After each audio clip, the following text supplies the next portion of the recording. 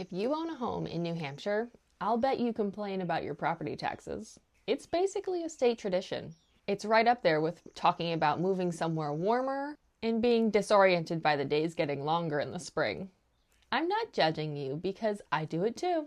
If you're thinking about moving to New Hampshire, especially if you're moving here to retire, there's much more to consider than the property tax bill. But most people only hear half of it. Here's the short version, and then we're going to unpack all of it. New Hampshire taxes property. It does not tax income, retirement distributions, Social Security, capital gains, sales, interest, dividends, estates, or inheritances. The property tax in Concord is significant and it continues to go up. The programs to reduce it are available but require that you apply. And for most people moving from Massachusetts, Vermont, or Maine to retire, the total tax picture in New Hampshire is better.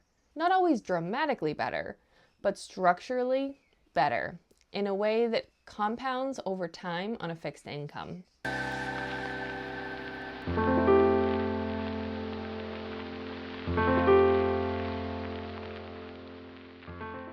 I'm Hannah.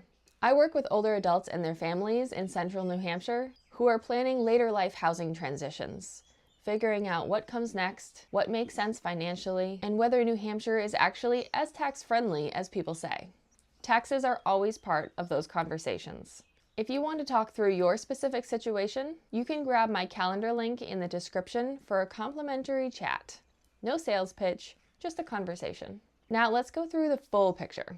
What you're taxed on in New Hampshire and what you're not. What changed in 2025 that most people don't know about, and the property tax reality, including what you actually pay in Concord compared to similarly sized cities in the surrounding states. I'm not a tax professional, and nothing in this video is tax advice. This is educational information only. For anything specific to your situation, please talk to a qualified tax preparer, CPA, or financial advisor. Okay, so let's start with the good news, and there is a lot of it. New Hampshire has no individual income tax, which we know. The state does not tax wages, salaries, self-employment income, retirement income, capital gains, or, as of January 1st, 2025, interest and dividend income. The interest and dividend tax was phased down from 5% in 2022 to 4% in 2023, then 3% in 2024, before being fully repealed in 2025. If you have a savings account earning interest, bonds, dividend-paying investments, or non-retirement brokerage account, none of that is taxed at the state level anymore. That's a significant change for retirees, and it's recent enough that a lot of people haven't heard about it. New Hampshire does not tax Social Security benefits, pensions, 401k withdrawals, annuities, traditional IRAs, or Roth IRAs. If you're retiring here and drawing from any combination of those sources, none of it gets taxed by the state. New Hampshire also has no general sales tax, which we know. There is a meals and rooms tax of 8.5% when you eat at a restaurant or rent a hotel room, and excise taxes on alcohol, tobacco, and fuel. There is no estate tax and no inheritance tax in New Hampshire. What you pass to your heirs stays intact at the state level. Federal taxes may still apply for large estates. The federal exemption is $15 million per individual as of 2026, but the vast majority of families in New Hampshire will never touch that threshold. And that brings us to property taxes. New Hampshire has some of the highest property taxes in the country. Property taxes are the primary funding source for schools and local services. The school budget is the biggest driver. Nearly half of your property tax bill in Concord goes to the school system. Concord's property tax rate in 2025 was $29.11 per $1,000 of assessed value. The median annual property tax bill in Concord is around $7,000. That's the number that catches people off guard. Here's where it helps to actually compare, and to compare fairly. If you're moving from Massachusetts, Vermont, or Maine, you've probably been paying income tax, sales tax, and property tax your whole working and home-owning life. The property tax rate might look lower than Concord's, but the full picture is different. Burlington, Vermont has an effective property tax rate of around 2.1%, which puts the median annual tax bill at roughly $7,768, actually comparable to Concord's.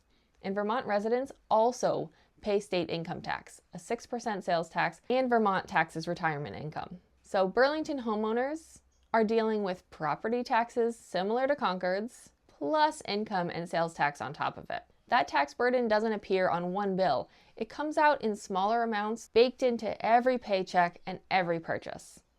It's easy to overlook because it never arrives as a single large number. A retired couple in Concord paying $7,600 a year in property taxes is writing a check every year that they can see. A retired couple in Burlington, Vermont paying nearly identical property tax bill to Concord's is also paying state income tax on their pension and retirement accounts, and sales tax on every purchase. The New Hampshire number feels higher because it's visible. The other numbers are spread across hundreds of smaller transactions throughout the year. That's not an argument that Concord's property taxes aren't a real expense. They are. It's an argument for reading the full bill before deciding which state costs more. There are two things I want to flag for anyone who's been reading about New Hampshire's taxes and finding conflicting information. First, the interest and dividends tax was fully repealed. If you've read something that says New Hampshire taxes interest and dividends, that information is outdated. Second, there's recent federal legislation known as the Big Beautiful Bill that passed in 2025 and includes two provisions worth knowing about. There's a new $6,000 per person deduction for seniors, available to individuals making up to $75,000 a year. For someone in the 22% tax bracket, that works out to about $1,320 in savings. The federal estate and gift tax exemption has also increased to $15 million per individual for 2026. These are federal changes, not state-level changes, but they affect what New Hampshire residents owe at the federal level. And they're new enough that many tax preparers are still getting up to speed on them. Now, let's talk about what resources are available if the property tax bill is a hardship. New Hampshire has an elderly exemption for homeowners aged 65 and older who have lived in New Hampshire for at least 3 consecutive years.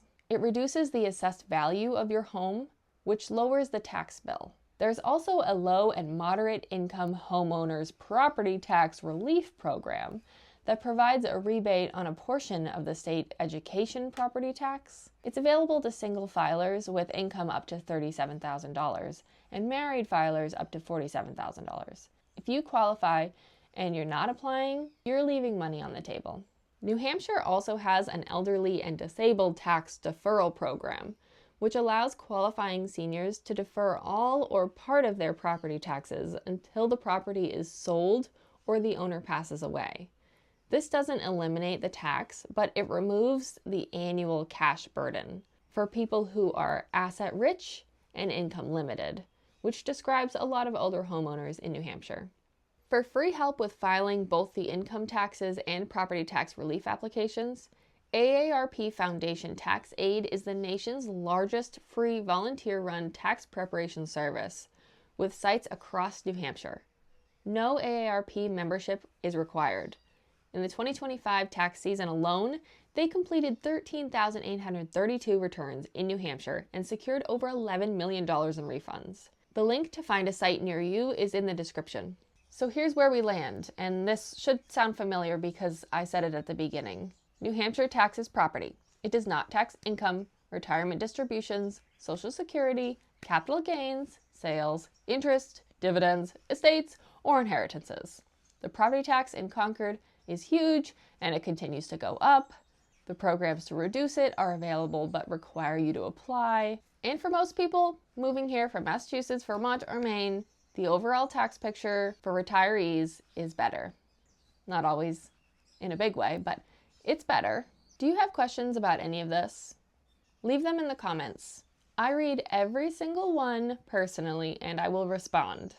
If something here surprised you, I'd like to know that too. If you want to talk through what this looks like for your particular situation, my number is 603-573-6969. Links to all the programs and resources I mentioned are in the description below. New videos come out Tuesdays and Fridays. Next week, we're talking about what senior living actually costs in the Concord area.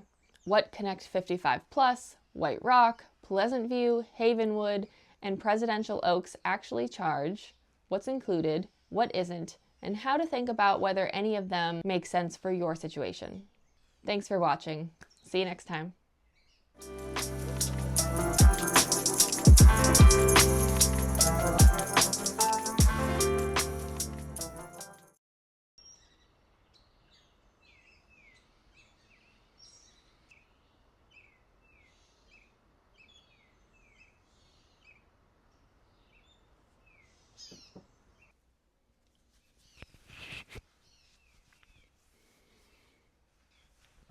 New Hampshire, New Hampshire, New Hampshire, not New Hampshire. For specific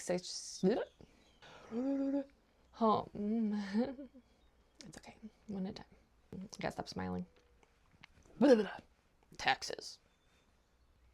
Okay, sorry. Try again. Wait. I'm gonna take a sip of tea.